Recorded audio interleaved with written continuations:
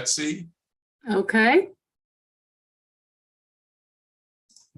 Okay. And Sarah, let's see.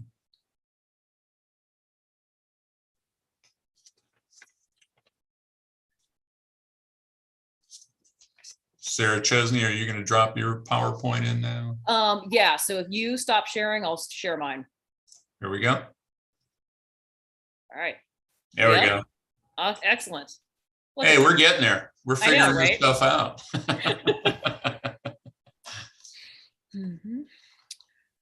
See, you guys were drinking beers on Sunday night. We were having a practice Zoom meeting. See, we worked for you. Yep, I'm ready when you are, Frank. So. Okay, I'm off here. You all take care. Okay. Hello, good evening, and welcome to the August 18th meeting of the Houston Archaeological Society. My name is Sarah Chesney, and I am both an HAS member as well as the site archaeologist at San Felipe de Austin State Historic Site, which is one of 36, I think, historic sites run and operated by the Texas Historical Commission, which is the preservation agency in the state of Texas. So I've talked about San Felipe on several occasions. This is a shorter presentation focused specifically on what I've been doing for the last month, which is sort of gearing up for our latest site development element. So I'm going to start with a brief introduction for maybe the 1% of you that have never heard me talk about it before, and then we'll sort of launch into, you know, the nitty gritty of what I've been doing for the last month. So, my friend, there we go. Okay, so past and present development at San Felipe de Austin. For those of you who are unfamiliar with the history, just a brief recap. San Felipe de Austin is the was the capital of what was then the first Anglo-American colony in Mexican Texas. It was founded by the Austin family, originally by Moses Austin, and then Stephen F. Austin, his son, really took it over. And so the colony itself was proposed in 1821, officially created in 1823.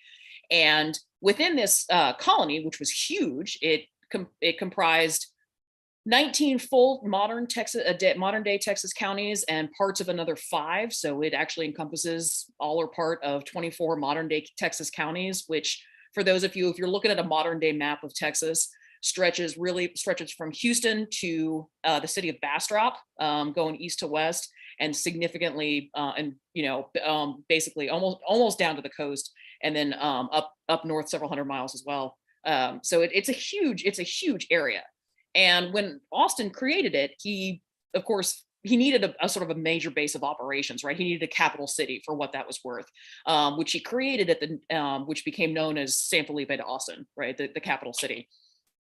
And he located on the Brazos River for a couple of reasons. One of the big ones being that Austin was a big believer in the work smarter, not harder ethos.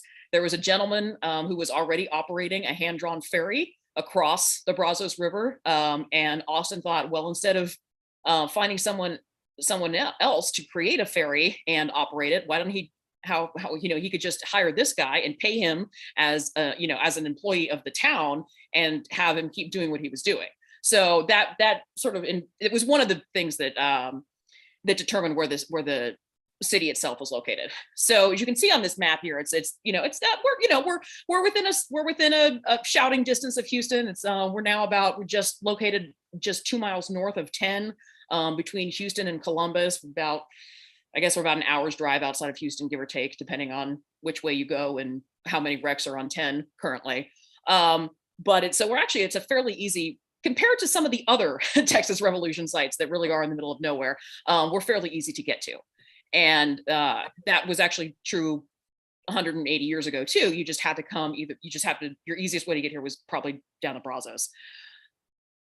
So the town, we date the founding of the town to 1823, which was when Austin had a gentleman named Seth Ingram, who was a surveyor, map out and create a beautiful map of the town, which is this smaller square right here where I'm sort of circling. He originally planned for this town to be huge, because in Austin's brain, a capital town was the size of 18th century American colonial capitals like Philadelphia or Boston, right?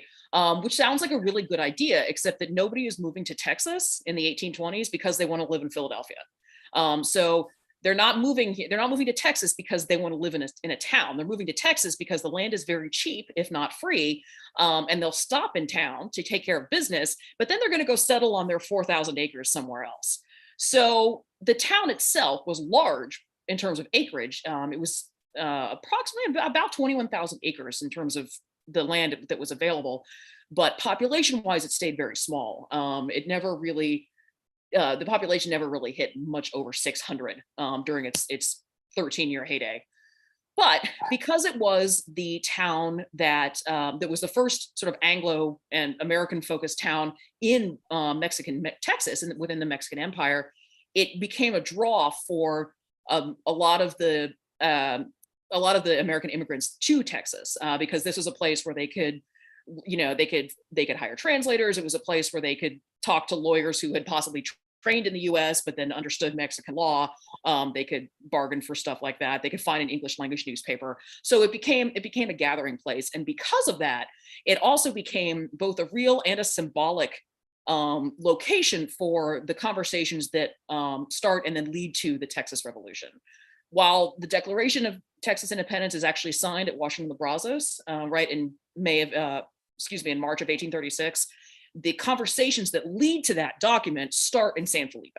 So it has a really important part of that early history, not just leading up to the Texas Revolution, but in those years that sort of helped define what life on the Texas frontier looked like under the Mexican Empire.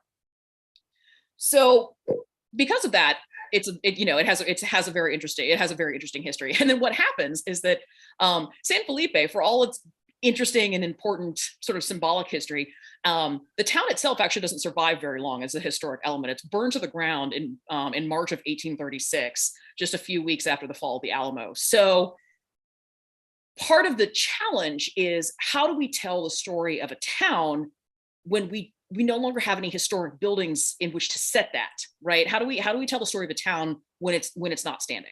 And so over the years, several different groups have tried for generations to try and find the best way of doing that. It starts with descendants and members of the current town who worked for years to try and get the state of Texas to recognize and preserve elements of the historic town. They finally cut a deal with the state in the 1940s, which gave us Stephen F. Austin State Park, and essentially what the deal was, that the town would give the state 640 acres to create this lovely recreational park. And then their responsibility was that they would take care of what they considered sort of the 13-acre historic core of the original town. So the state park took care of it for a long time, which is what we know today as Parks and Wildlife. There was a very dedicated Friends group that took care of it for a number of years and had a museum on the property for several decades. And then finally, in 2008, there were several sites. I think there was 8 in the initial transfer. There were several sites that had been state parks that were then transferred to the Texas Historical Commission, the preservation agency.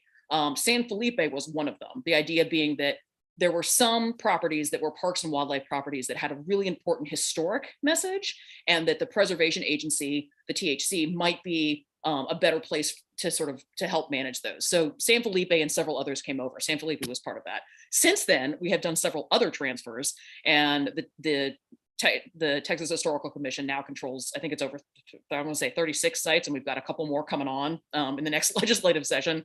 So we are continuing to grow, but San Felipe was one of the originals. So again, in 2008, there was again another conversation about, well, how do we tell the story of this town? How do we tell this important Texas history story without a town, right? How do we talk about that? So in 2008, the planning conversation really began for sort of step one of the development, which was to create this beautiful new visitor center that would encompass, that would give us a lot more space to play with exhibits and to bring on staff that could really help flesh that story out in a way that that we really hadn't been able to do in previous generations. So in 2016, ground was broken to build this beautiful visitor center, which is the main picture here behind the statue. And that was open to the public at the end of April in 2018. And that was sort of our first big foray into full-scale site development. Then, of course, that was only step one. So then almost as soon as this, well, actually really before this building was built, conversation started about, okay, well, what else can we do to help tell the story? And then the second large project of site development was proposed, which is this bottom picture here, which shows these, it shows 5 buildings here. There's actually 7 in total that are reconstructed buildings based on what we know about a particular block within the San Felipe town. That was a commercial block, and it had a bake oven and a tavern. There was a schoolhouse and a printer shop as well. And these are 7 buildings were reconstructed. The reconstructions based on what we know about those original buildings. That project started almost as soon as I was hired. So I was hired right before the main visitor center opened in January of 2018. And one of my first jobs was to do the archaeological clearance for that work that led to this construction. The VIA buildings were open to the public as an interpretive exhibit, beginning in November of 2021. So they've been open for almost a year now, not quite, which means, of course, that we are now ripe for another capital project, which is round 3, which is what I'm going to be talking about. And this is the current project. Okay, so there we go. All right. So this third project, this new project that I've been working on has a quirky name. We refer to it as the construction of the Mars complex. One could argue that it's because it looks like an alien landscape, and that's fair. And that will make more sense when you see the pictures about what it looked like before we started clearing it. But actually, Mars is an acronym, and it stands for nothing particularly clever. It just stands for maintenance, archaeology, retail, and storage. Although, for those of you who know me are probably aware that I sometimes find other 4-letter words that start with S to refer to as that last letter. But that is what we've been calling it, because it doesn't have a proper name right. Some of the building itself, particularly the archaeology complex, may actually end up having a naming right element associated with it. But for now, we refer to it as the Mars complex because it's actually going to be several buildings, as you can see from the schematic. So it's going to be there's going to be retail, storage, and office space here, because in addition to on-site operations, we actually at San Felipe house the retail manager for the entire organization, for the entire agency. And so she operates out of a very small trailer and has a really hard time doing her job to the best ability that she can, because she doesn't have any storage space. So she's going to get a complex here that's going to create storage space and an office space for her. Our maintenance crew is going to get a big old building for them, which is primarily going to be used to house all of the equipment that we use, including our 0-turn mowers and our RTVs and the big old tractor with the shredder and all that kind of stuff. So that'll be finally, it won't be hanging out under the collapsing barn anymore. It will be actually under a nice space. We're going to have this lovely parking lot related to this. Down here, we're actually going to have 2 RV hookups, which is going to be cool, which we're going to talk about. The idea, hoping to develop a similar program to what many state parks have, which is a kind of seasonal live-on volunteer situation. This kind of funny little thing right here is specifically related to the fact that we have a dumpster on site. And the crew that currently empties our dumpster is not in any way impressed with our current driveway setup. So this little jog has been created specifically so that they have a place to back in and then pull out and back out again because that's how things go. Because once you start involving people in the conversation about a building that are actually going to use the building, we have a lot more insight. And of course, I saved the best for last. This big complex up here is going to be the archaeology lab. So this new development, this third project, this third element of our capital complex development at San Felipe is going to be, it's going to be maintenance, retail, storage, generally speaking, and archaeology. They are going to build me, well, they're going to build archaeology, but let's be honest, it's me. They're going to build me a beautiful, fantastic state-of-the-art building, which is going to have, it's going to house an archaeological processing lab. It's going to have storage space. It's going to have an office and a break room, i.e. kitchen, which is great. It's going to have a receiving room, which means I'll be able to keep dirty equipment and dirty artifacts in one space, and then sort of create a way for them to move, you know, dirty stuff to move into a clean space as we process it, which is fantastic. And then towards the back end, it's going to have public restroom facilities, a shower, which is going to be awesome for all of, particularly those of you who have been out in the field with me this past month. I know I certainly would have loved the ability to shower before I got back in my car after digging for a morning in San Felipe. So that's going to be available. And there's going to be laundry facilities, because in addition to this sort of this space for archaeology, it's really also going to be a support building for stuff that happens in the Via de Austin. So one of the reasons why we created these reconstructed buildings was that we also have interpreters back and forth. So they will also, so interpreters who are here for a weekend or doing events will have access not only to the showers, but also to laundry facilities. So it's sort of going to, you know, open up everything.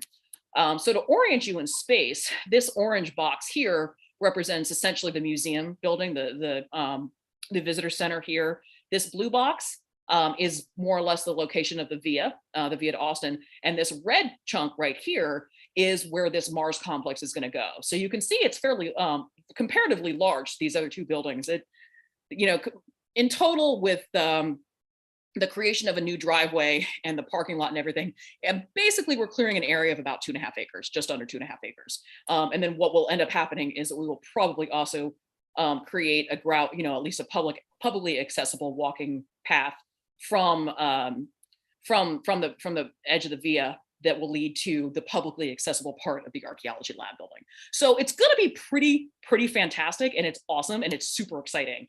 And I mean, I'd be excited about it anyway, but one of the really exciting things about it is not only is this, it means that my ability to do my job is going to improve thousandfold, because I finally will be able to ethically do the job I was hired to do, which is to have these large public archaeology programs, which I can't really do right now, because from an ethical standpoint, I have no business opening up a large archaeological excavation if I don't have any place to put that stuff, to store it and protect it while it's being processed and prepared. I just can't do that, right? Ethically, that I can't do it. And frankly, physically, I just don't have the room. You know, I'd have to sit on it and my desk, and even that would limit that, because I have a desk and half a wall. I don't even have a real office currently. So the creation of this lab is really the final step towards, you know, it's basically is making good on the promise that was made 5 years ago when I was first hired to be the on-site archaeologist for San Felipe. This lab is going to allow me to do that and really put a lot of emphasis and energy behind creating this public archaeology program. So it's really fun. I'm super excited about it. And the timeline, which I've thrown up here, one of the things that's really exciting about it, in addition to the fact that it just exists, is that unlike some of our other capital projects, this is a project that we actually already have funding for. The money for this exists already. It's earmarked. And the reason it exists is thanks to you, all of you registered Texas voters, because in 2019, in November 2019, there were several propositions on the state ballot. One of them was Prop 5, which proposed that a set amount of money from the sporting goods tax should go to the Texas Historical Commission, and then a set amount would go to Parks and Wildlife. Thank you to all of you who voted, because over 88%, I think, or at least over 80% of Texas voters approved that proposition, which means that we now get a set amount of that sporting tax money that goes to help our, you know, capital campaigns and help fund our agency to do very cool, innovative things.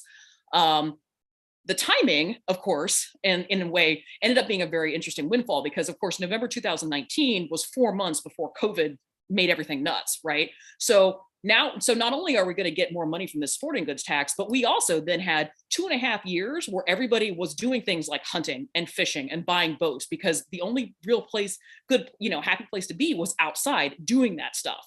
So so it ended up being a really fantastic windfall, and it is the reason that that we have the money to be able to create this, to build this facility, which is really fantastic. So I thank all of you, and I urge all of you to go home and thank your friends and family for renewing their hunting licenses and their fishing licenses and buying boats, and to tell them to please keep doing it, because that helps us do this cool work.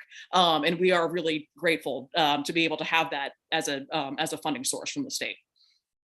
So because of that, because we already have the money in hand, this becomes we can actually sort of we can shorten the timeline in terms of the construction for this building. Like, I don't have to wonder that I may never see this building, right? It is actually going to happen. It's going to happen on a fairly short timeline, at least for state capital projects. We initially started discussing this building, what the complex would look like, the things that would have to, elements it would have to have in it, probably about a year ago. And then we started getting really serious about those conversations in terms of what could be there, what was feasible in terms of, with the money we had and stuff, beginning probably about February and March. And we had several meetings related to that, where, again, those were the meetings that, where we, where the conversation, surrounded about, the conversation came up, and we just made the decision that we actually had to have this weird pull-in, related to the dumpster guy and whatever else. So as we're having these discussions, the architects and the folks, the powers that be in Austin, were like, hey, our plan is, our hope, based on how this sort of shakes out, is that this is a building that we could start, if we get everything in order, we can start constructing, by the end of 2022 or early 2023, which is awesome. And I was super excited about it, right up until I realized that I did the math and realized that then constructing in early 2023 meant that I was going to be doing archaeological clearance in July. Which is the absolute worst time to be digging in Texas, unless, of course, it's August. So as excited as I am about this building, I was not super excited to start that clearance, but I did. I got my permit all set up and plan to start that clearance work in July and into August. And probably at this point, I'll probably be giving myself through the end of September to do it. Any of you who are professional archaeologists can take one look at this and realize that I'm digging a lot of shovel tests for a 2.5 acre spot. That is true. Part of that is, and that's twofold. There are two reasons for that. One is we're on a historic site, and it's a state archaeological landmark, and it has to be, and it's got a lot of significant elements of it, and we just have to test it more carefully than an area that maybe doesn't have as much, that we don't know as much about.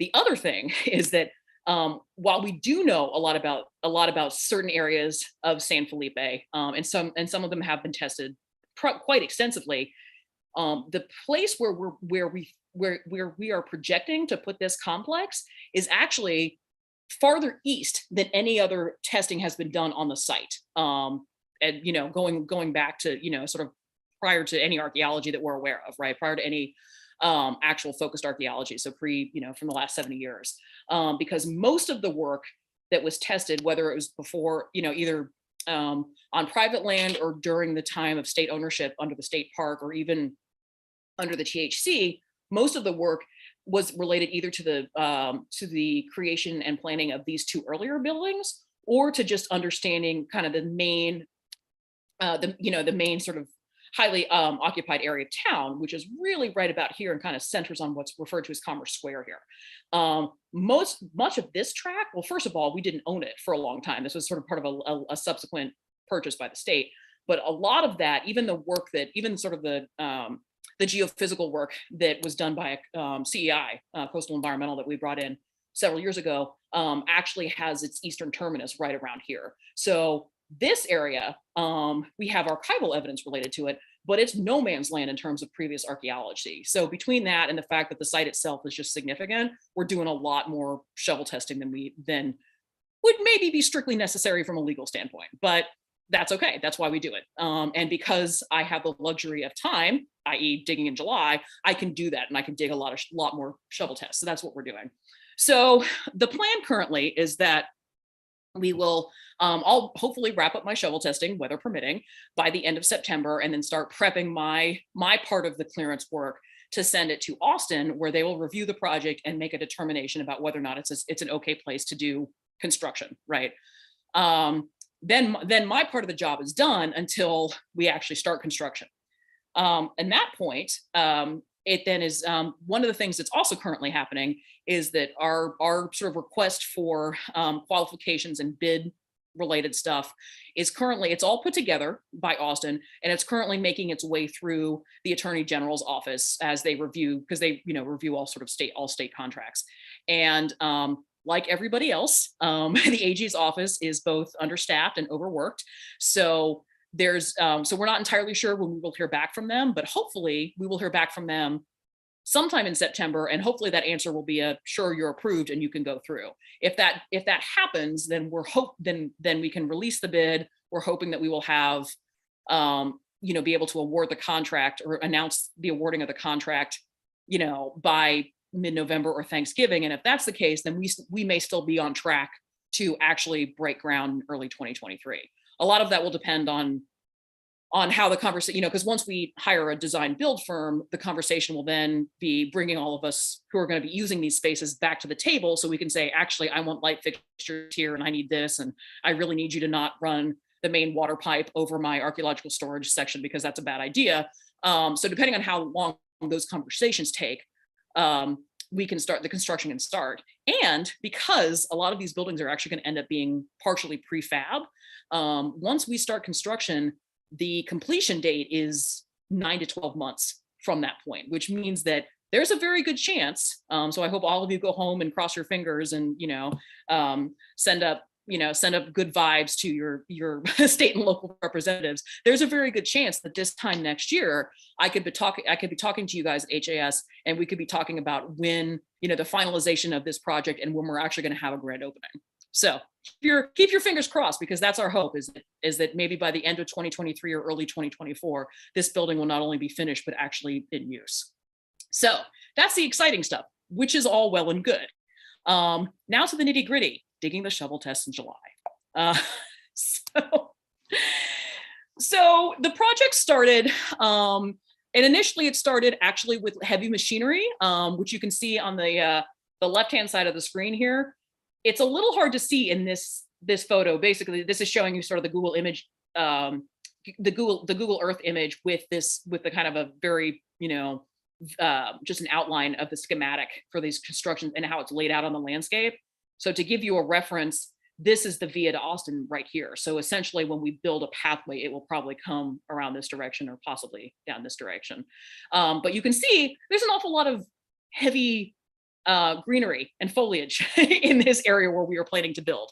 So the first thing we had to do was rip down a whole lot of trash trees and a whole bunch of other junk, which we have some pretty heavy equipment at San Felipe, but we do not have that kind of equipment. So thankfully, we are very good friends. Well, I'm very good friends, and so is Brian, my boss. We the Austin County Public Works folks are good friends of ours, and they came out. A gentleman named Patrick, who works for Austin County, came out with a hydro axe at sort of in right before field school, right before June, and and really ripped down a lot of this just massive bizarro vine growth that created partly because that separated the area where these buildings are going to be from view of 2nd Street. So we had to knock that down, because one of the things we're going to build, as you can see from the schematic here, is a secondary entrance. It's going to have, this complex is going to have its own entrance off 2nd Street, which is the main street that leads to the museum.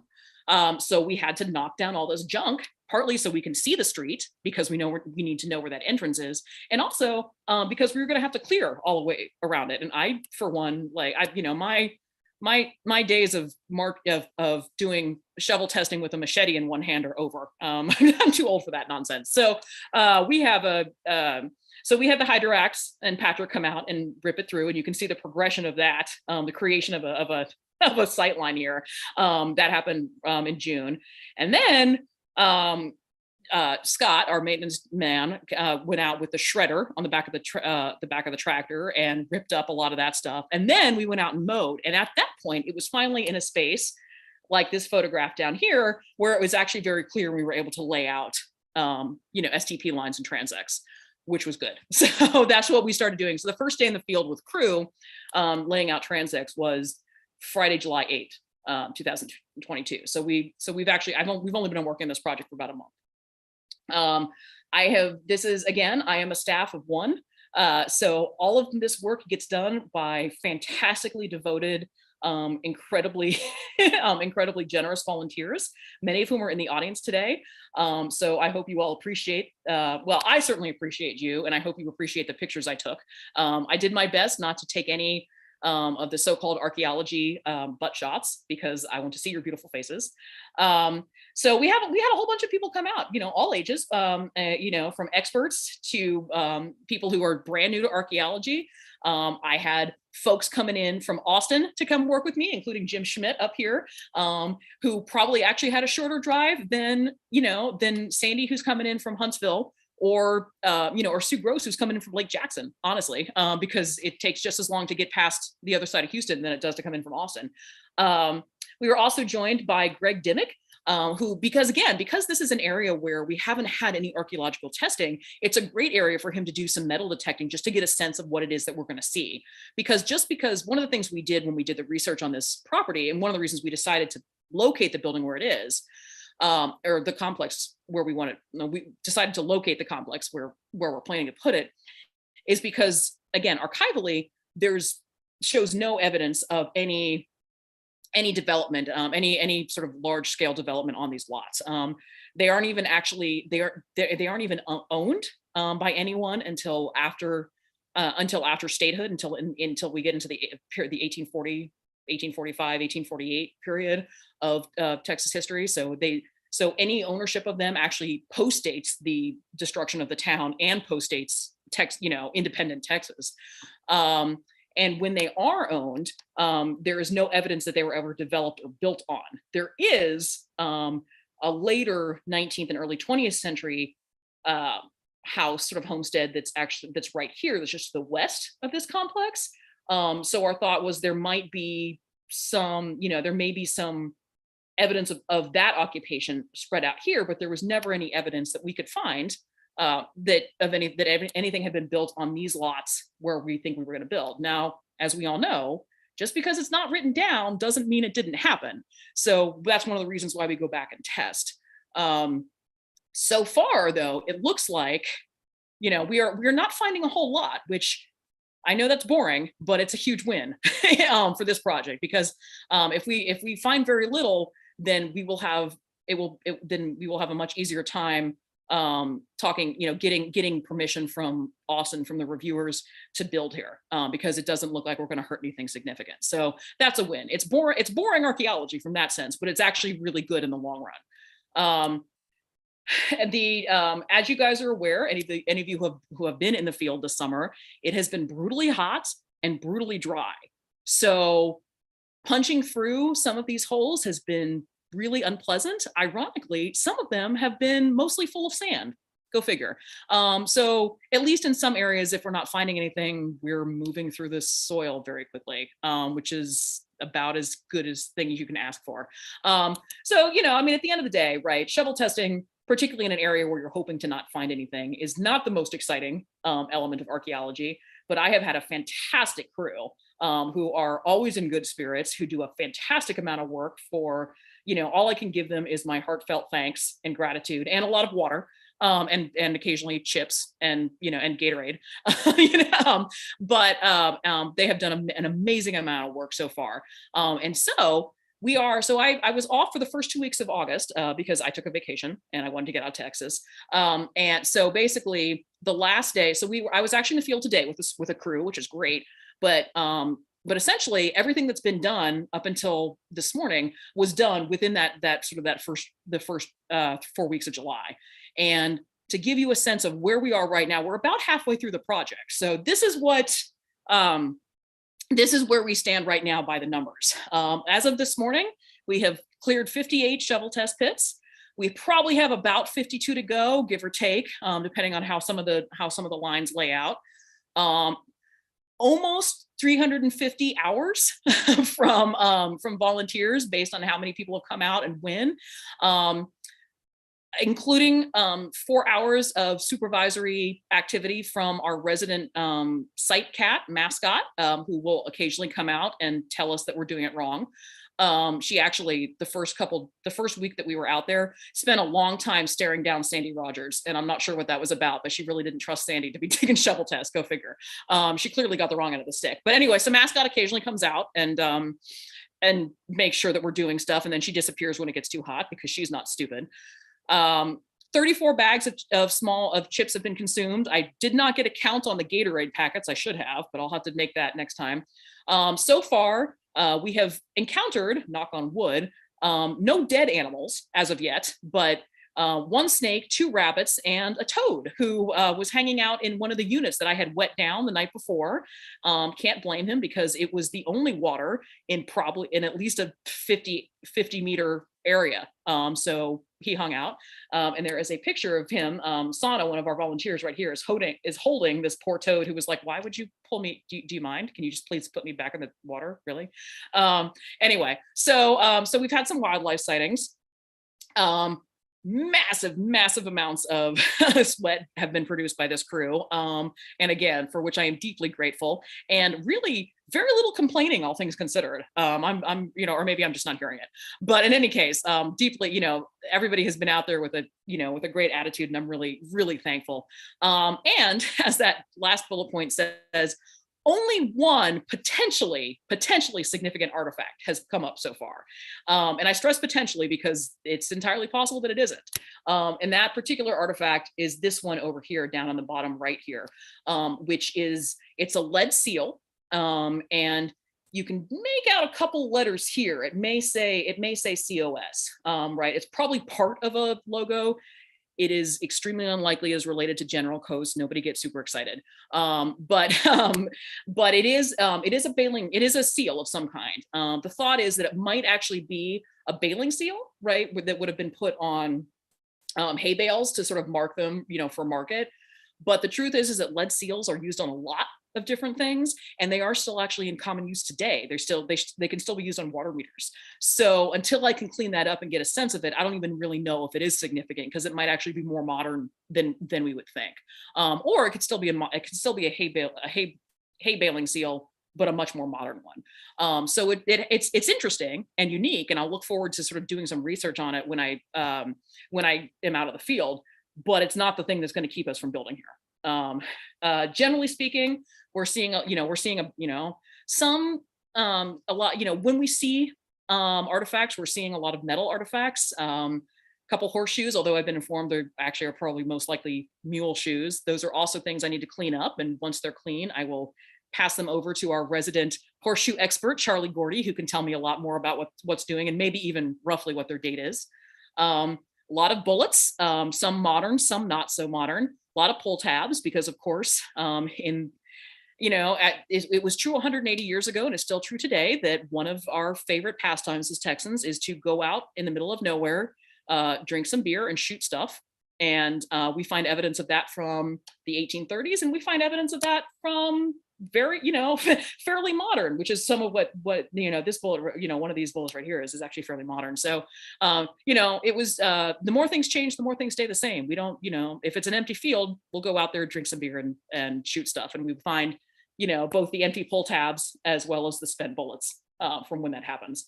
So there is some stuff to find, but none of it is significant. None of it is, none of it is game changing in terms of affecting where we would put this building. Now, we aren't finished yet, of course, but so far it's looking like our ability to build here is not going to be threatened. We'll see how that changes, right? And that's good, right? This is one of those projects where we're glad we aren't finding much. Find a bunch of modern artifacts. We have not seen any ceramics at all, which is another really good indication that whatever is happening here, it's kind of scattered and dumpy. It's not really an occupational space, right? Because as of yet, we have not seen any ceramics. A couple pieces of glass, but including some amethyst, some solarized glass. But again, it's a trash. There's scattered trash, but not even enough of a concentration to even indicate that there was a trash pit there. So from my perspective, that's good. again, I know it's boring, but it's good because it means that we might actually get to a point where we can build my fantastic, castle in the sky building, which I'm super excited about. So like I said, this has been, right, we were in the field today. The weather is looking a little iffy, so I may actually not be in the field tomorrow, but my plan is to be in the field, basically every Thursday, Friday, and Saturday from now until the end of September. I do have, and I welcome any and all volunteers of any level of experience. If you want to come out and move dirt for me, I would be more than happy to have you. I provide ice and water and, and chips and scintillating conversation. Just ask any of my volunteers. It's usually foul mouthed, but I say it with a smile. So I would love to have anyone who wants to come out. You can email me at the email address that's down here, and I can send you a link to a Google form that I've created, which just helps me keep track of who's signed up for what days and what kind of experience they have, so I can sort of put together a crew each day. Currently, the sign up sheet only goes through the end of August, so I'm going to create a new one that'll take us up through the end of September. I just haven't gotten around to it yet because I was on vacation and then I had to do this presentation, so I haven't done that yet. So before I sort of end my presentation and ask for questions, I just want to give a huge shout out to everybody who has come out and given their sweat, tears, and occasionally a little blood on this project so far. Like I said, I am deeply grateful to all of you. Archaeology doesn't happen in a vacuum.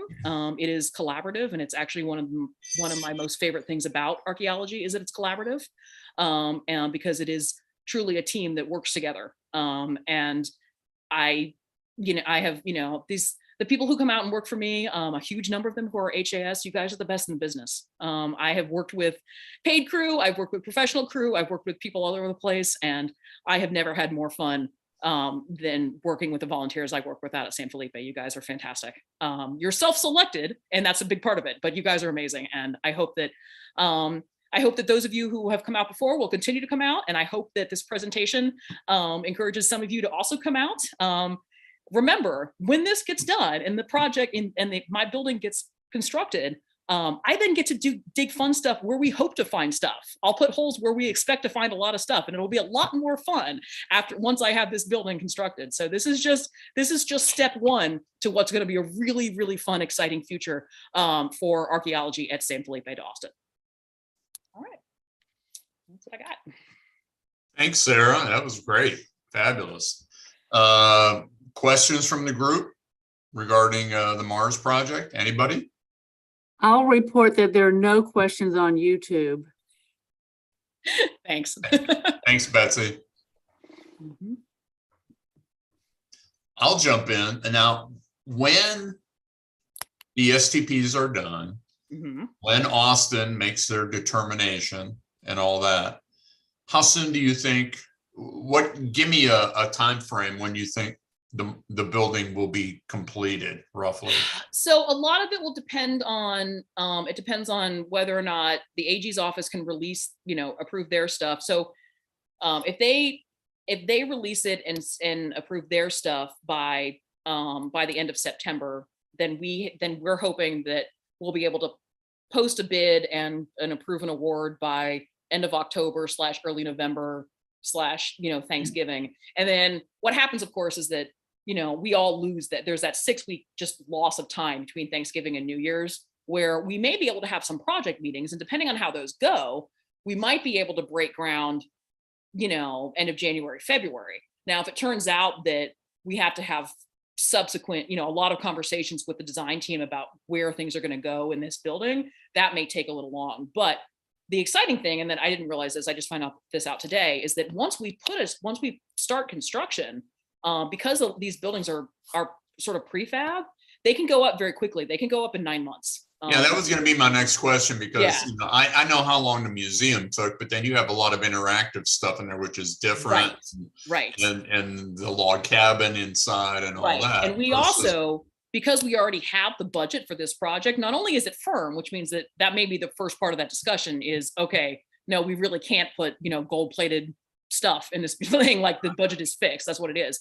But because we don't have to raise money for it, that means we don't have to sort of fund this piecemeal either, which means that once we hit the ground, we should just be able to go. So that's really exciting.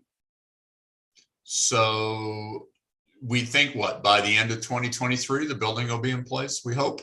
Fingers crossed. Yeah. I mean, we might be like, I mean, it would be amazing, like, so, like everybody cross, it would be fantastic if this time next year, we're talking about our Father of Texas celebration, which is usually that second week in November. If what we're doing for Father of Texas is having a grand opening for this complex. That'd be so cool. If you had your dithers in spring of 2024, when the weather is still nice, and before we get into the brutality of summer and all that, yeah, where would you want to put a shovel in the ground on the ground that you guys have over there? Oh man, so many places. Honestly, probably what I would do is probably lot 50, which is a place that we have explored before. If you've been out to the site, lot 50 is the location of both the first printing office in San Felipe de Austin, as well as the law office where William Travis practiced before he, died at the Alamo. And it's a very cool lot. It also has a later occupation on it. We have found some cool stuff. There's very cool stuff, including lead printing type has been found out there by previous excavations, but it's only ever been looked at piecemeal.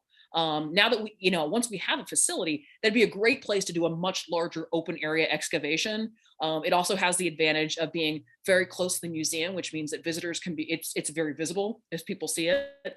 So that would be my first step. I'm looking at lot 50 on the map you just had up there with the buildings. Yeah. Is that on the east side of 1458, or was it over by the parking? Yeah. So if you're standing at in the museum parking lot looking at the visitor center, it's between us and 1458. Okay. It's along that pathway. It's just to the left. Yeah. Okay. So we've been there, at least on the pathway. Yes. We did a little bit. In fact, I don't know if you remember, but when we were doing the testing for the pathway, that was where we were finding a whole bunch of stuff. There's a whole bunch of junk there. That was near where the frozen Charlotte head doll came from. That's that area. I found that evil little thing. Yeah, I remember that. Hey, don't get me right. I love a good morbid Victorian. It had the dirt around the eyes. She looked so dadgum evil. I mean, yeah, but that's lot 50. Yeah. So. That would be fabulous to go back over there and all. So I have a question. Yes, Sarah. Yes. When you actually start construction, yeah, do you think you're going to need any sort of monitors to just be there during that construction? I'm thinking, typically on an excavation, I know it's not an excavation, right, but monitors from the THC Stewards Network. Yes. Yeah. Like, so once we start construction, I will spend a lot of my time monitoring, certainly as they're breaking ground for stuff like that, because as we all know, right, shovel testing is fantastic, but it's a statistical sample, right? It's like by definition, we aren't clearing the whole path. So it's entirely possible that in those 10 meters between those shovel tests, I could be missing all of China, right? So, I mean, I hope not. Like, that's kind of the reason I'm digging a massive number of them, but you just never know. So yeah, we'll be monitoring that. And depending on how that project evolves, like it may be that there'll be different parts of it being constructed at the same time. So I might need, I might need multiple eyes in different places. And as we get into next spring and that schedule becomes more clear, I'll probably send out a note to to see if people want to come and help sort of keep an eye on what's happening as it happens. So particularly because if it's going to go up that fast, I suspect that there are going to be multiple things happening at one time. So yeah. It's a good question. Yeah. All right. Oh, good question, Sarah. So Sarah Pruga asked, what type of lab equipment do I hope to have in the lab? And is there any need for cold storage? It's primarily talking about basic lab processing. So what we aren't building, and this is a conversation that we've had to have very specifically with the folks in Austin. What we aren't building is a curatorial facility. And because a curatorial facility has very specific legal and archaeological conservation standards, that require not only a lot of development within the building itself, which would, by the way, blow our budget, but also requires specially trained staff. Like, I'm not qualified to run a curatorial facility because I don't have the conservation background. And so this is more of a, so what we're looking at is probably not cold storage, right? In the sense that if we came across something, like if there's a collection for whatever reason that shows up on my door or whatever, and it's it's books that are covered in mold or whatever else, like what we might do is have something like, what I might see if I could do is have like an outdoor, one of those outdoor chest freezers that would stay outside of the lab.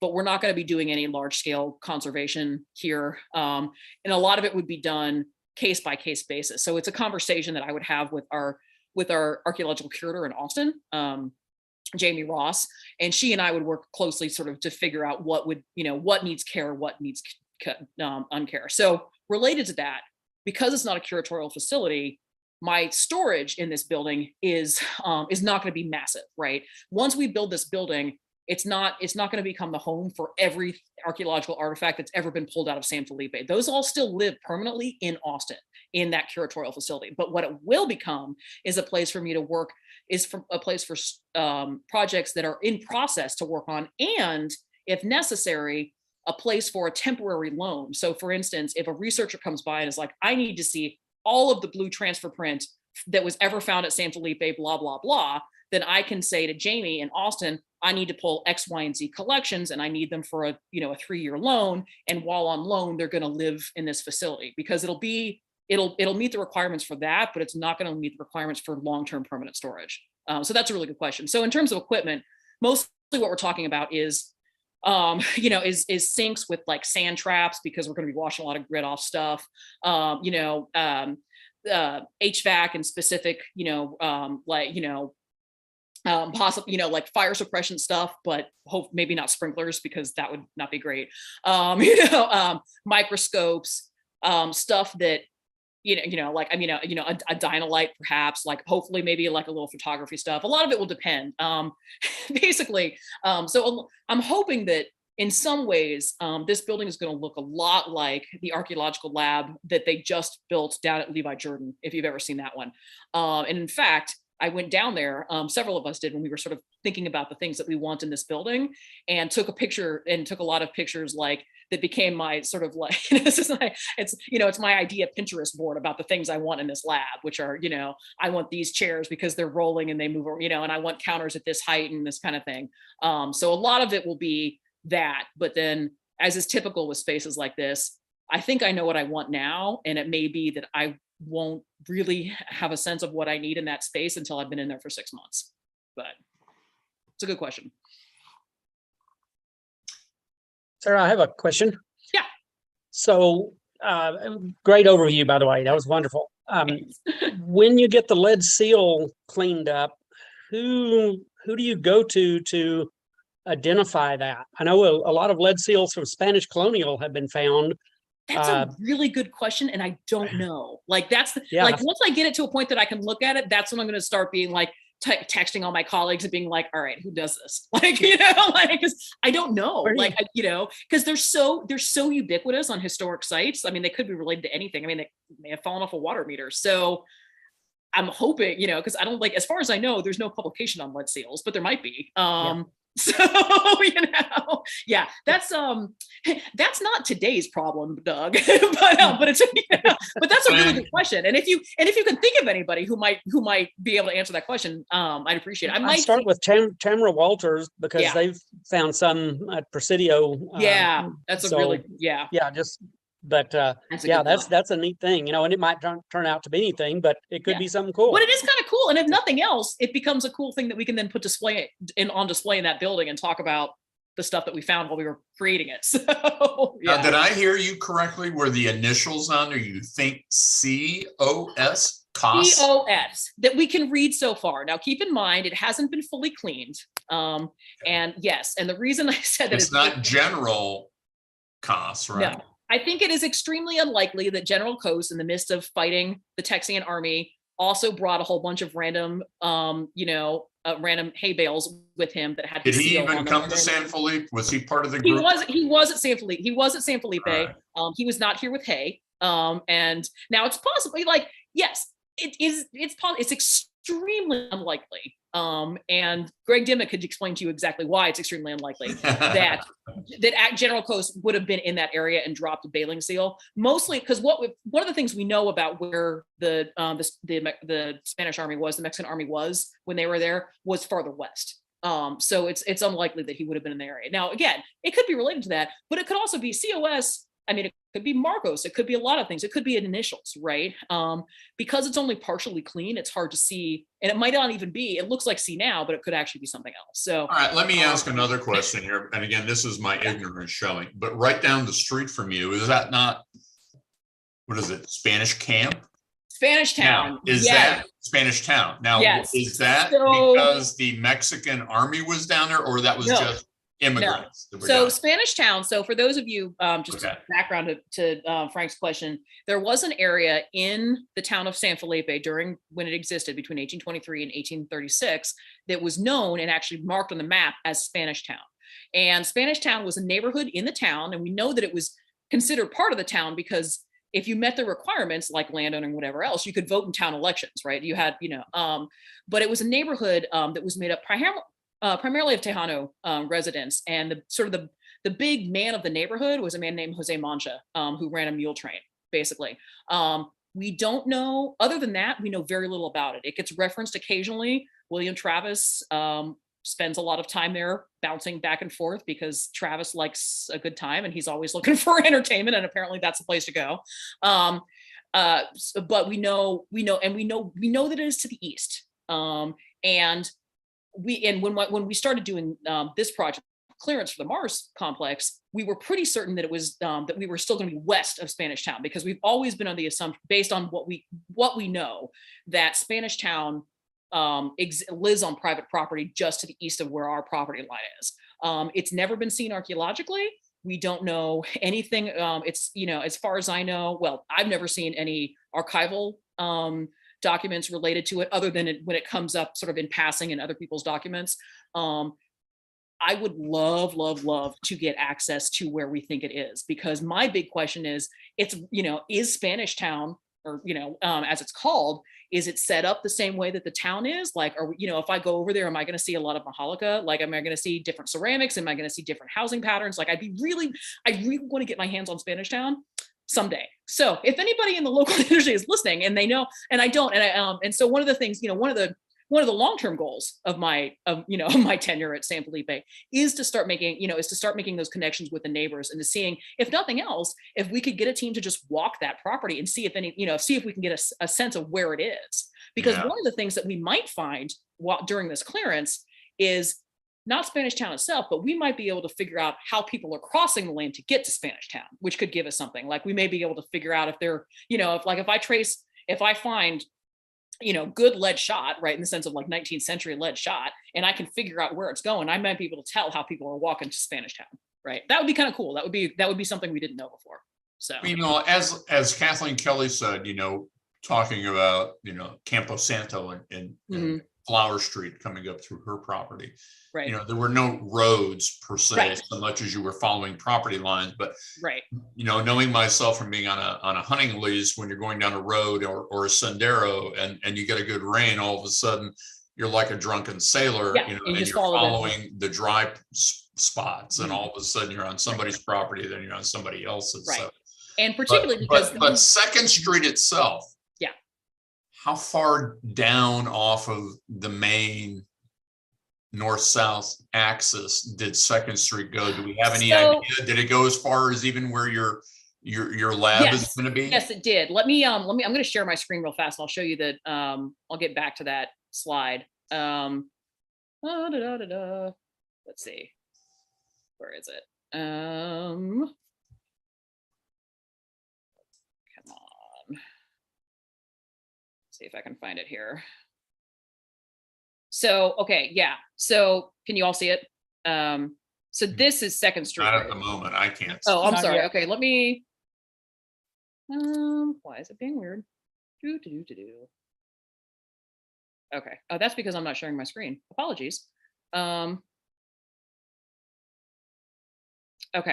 There it is. So, Yeah, we got it. yeah. Okay. So it's a little hard to see, but so this is Second Street right here. Right, right. And this is where we are in Second Street. Yeah, in theory. Now, again, right, it wasn't paved, so it was laid out this way. My guess is that, but even in the main, commercial area, the streets are really just, I mean, they're just, dirt tracks that oxen can walk down. And I would imagine that is true here too, except that you're also probably going to see some diagonal tracks too if people are cutting to wherever Spanish Town might be, right? Which is essentially back over here somewhere.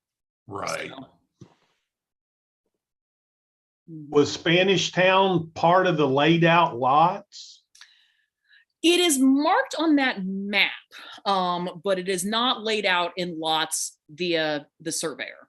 So there is an, see if I can find, I don't know if I have it on the, okay, it is really hard to see on here. Oh, go back there. But this, there is a little element that's sort of like, and I think there's a notion that says sort of to Spanish Town, and it's kind of off the edge of the marked map. So it was, they were aware of, but it was not even, again, like it's not even laid out in the plat. So I don't even know if if they had, like acre lots that were laid out the way the rest of the town was. We don't know. I suspect in part that is because while it was a part of the town, it was sort of semi-autonomous in the sense that they got, their neighborhood, the Spanish Town neighborhood resembled what the Spanish Town residents wanted it to resemble. And it had only sort of a passing, it was part of the town, but it didn't necessarily look like what was happening in the other town. But I don't know. Again, we've never seen it, so it's hard to say. It's a good question though. Yeah. Anybody else? Questions? Sarah Pruka had a question here. What type of lab equipment do you hope to have in the lab? Is there any need for cold storage? Yeah. So I answered that one a little bit. It's in the sense did that, you? like, right. But yeah, no, it is. It's a good question. Like I said, I might see if there's budget, in this, if there's budget for a chest freezer, because if we do come across stuff that's moldy, then it could live, because, I will have a break room and we will have a fridge in there, but I will not be putting moldy random artifacts in a fridge with my food. So, if I can get some change from the state to create, to have an outside chest freezer, that would be the element. But other than that, anything that's going to require that level of storage will go to permanent curation in Austin. And technically, eventually, everything I find will have its permanent home in Austin. And this just becomes sort of a temporary storage facility for projects that are ongoing or in the process of being studied. So.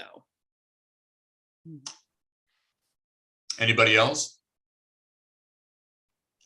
Sarah, please keep in touch with me regarding the weather tomorrow. And if for some reason on Saturday we're going to cancel, give me a holler, and then I will. I'm going to along to Sharon and Mike Woods and anybody else that may be thinking about coming on out there. I definitely will. I'm gonna